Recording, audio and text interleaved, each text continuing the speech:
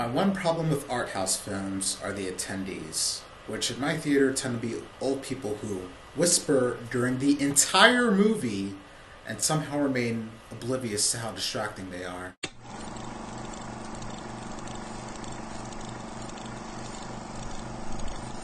Anyway, I finally saw The Master on Wednesday, and I apologize for posting my review so late. In this film, Joaquin Phoenix plays Freddie Quells, a damaged man coming home after World War II.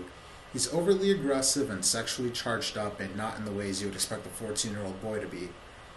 This guy is humping sand, seeing people naked even when they still have clothes on, fighting people he's supposed to be photographing, and boy, that guy loves to drink. I mean, he takes stuff that I would simply look at and think, I'll die if I drink this, and he mixes it in with other stuff and then just downs it like it's nothing, and he's a very damaged person. He's also living this pretty miserable post-World War life, and you see this scene by scene as he hops from location to location until he eventually hops onto a boat for no particular reason, and on that boat is Lancaster Dode, played by Philip Seymour Hoffman, who is this charismatic leader.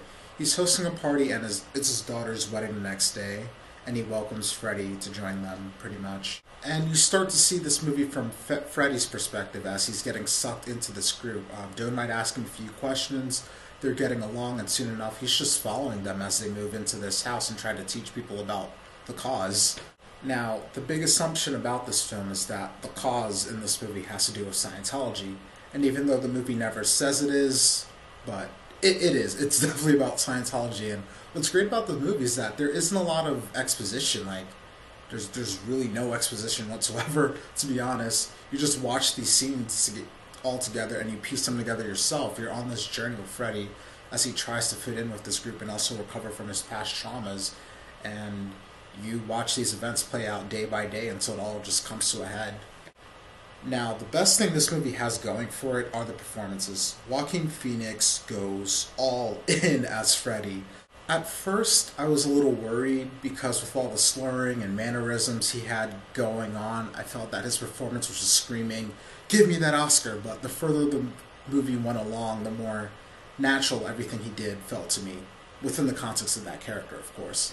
Philip Seymour Hoffman was great. He was inviting, convincing, and charismatic, and there were a few times he needed to get angry, and it was always effective, and the way he just sucks these people in is pretty engaging at times.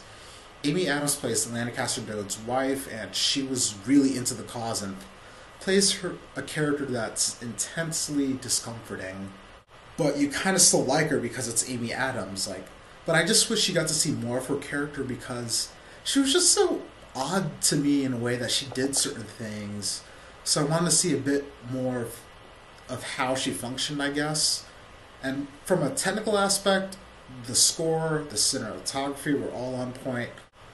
Paul Thomas Anderson did a wonderful job directing this. He just has this intensity that he's able to bring out of so many scenes that just had me completely sucked in, and I really appreciated those scenes because that's when the women in the front row weren't talking. And we're definitely going to see this movie up for some gold this award season. If I had any complaints, I would say that there's this really odd disconnect towards the end. Not the ending itself, just the events that led up to it.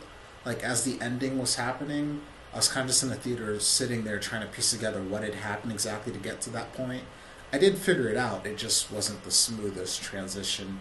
I also wish that they did a little more with some of the side characters, primarily the son and the daughter and her husband, of course. I know the movie isn't about them, but sometimes they're just sitting there and you're like, what's your deal exactly? But despite those flaws, I enjoyed this movie immensely. If you're not into those art house Oscars films, I really can't convince you to give this a chance. Some people could easily find this movie boring and kind of confusing, and it's okay, it's not for everyone. But for me, and I really did think about my score for a while, I am going to give this a 4.5 out of 5. And just watching this, I felt like this was the show. Like, this is filmmaking. Like, it just kind of just had that effect on me, and I was just glued to it. So this is definitely one of my favorites of the year.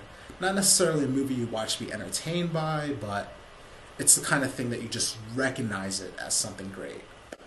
And if you like this review and you want to see more, please subscribe. I'd really appreciate it.